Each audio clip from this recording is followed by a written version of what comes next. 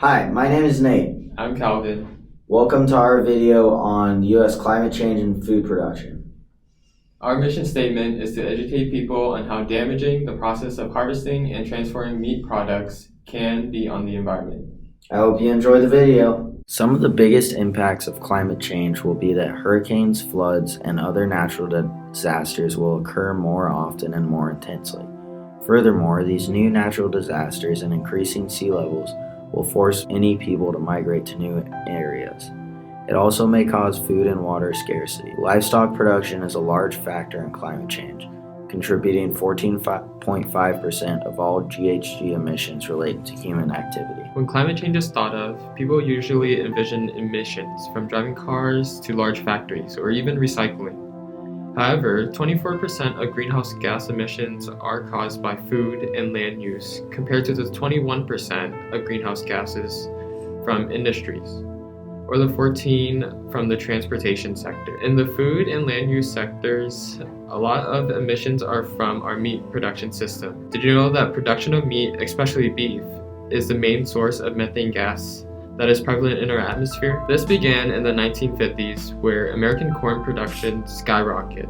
So rather than cows being fed grass as the traditional method of raising cows, farmers switched to corn feeding process as they were much cheaper and much more efficient in raising the cow. The time for cows to be fully ready drastically decreased from 24 months to as little as 15 months. However, there are extreme backlashes with this transition from grass-fed cows to corn-raised cows. They become more bloated, releasing much more emissions to our atmosphere. To produce 1 pound of beef takes about 1,799 gallons of water. And in comparison, potatoes need about 100 gallons of water for 1 pound. This means that with the amount of water used, you can eat 17 pounds of potatoes or 1 pound of beef. Americans consume about 3 times more meat than the rest of the world.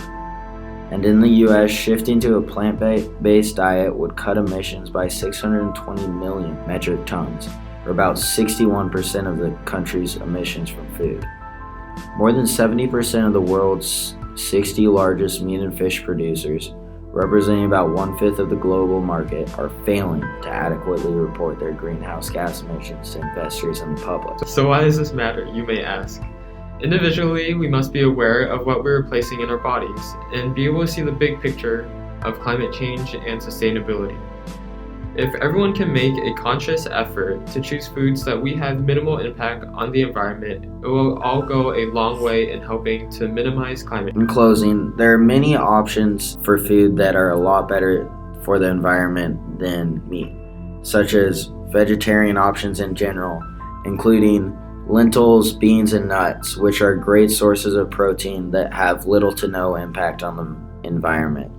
Furthermore, there are things such as Beyond Meat and Impossible Meat, which are plant-based options that taste almost identical to conventional burgers.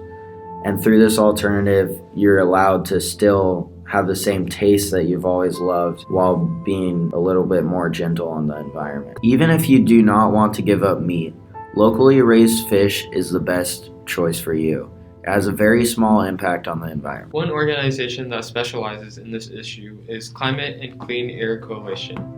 The coalition is a voluntary partnership led by governments focusing on reducing short-lived climate pollutants across the world. They help countries identify agricultural processes that are damaging the environment and help create solutions.